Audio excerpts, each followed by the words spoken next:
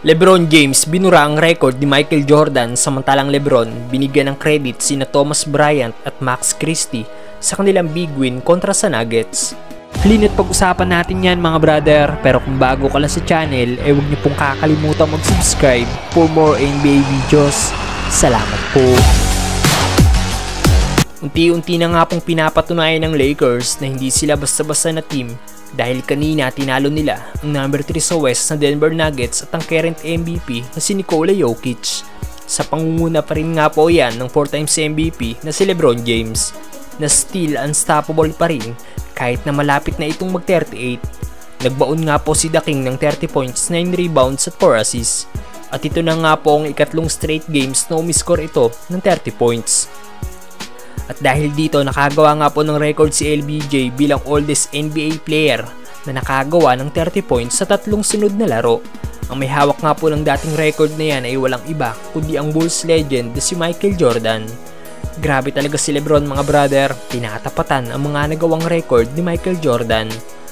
Pero bago tayo magpatuloy, narito ang 1xBet na isang legit sports betting site. Pindutin ang link sa comment section para makapag-register. Gamitin ang ating promo code na PURPLE para makakuha ng first deposit bonus na aabot sa 7,000 pesos. At dito pwede na kayong tumaya sa lahat ng inyong paboritong sports, especially sa basketball. So ano pang hinihintay nyo, mag-register na sa 1xBet. Samantalang LeBron binigyang credit sina Thomas Bryant at ang rookie na si Max Christie sa kanilang pagkapanalo kontra sa Nuggets. Matapos nga pong magka-foot injury ni Davis kanina at hindi na makabalik sa second half ng laro, ay sinandalan nga po ng team ang big man nila na si Thomas Bryant na impressive ang naging laro at naging ikalawa sa leading scorer ng Lakers na nagtapos ng may 21 points, isama pa ang rookie na si Max Christie na nagbaon ng dalawang big 3-pointer.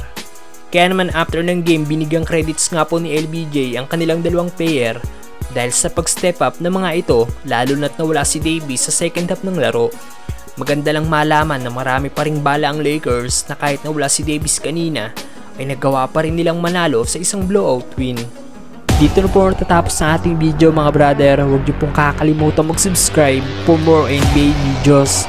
Salamat po!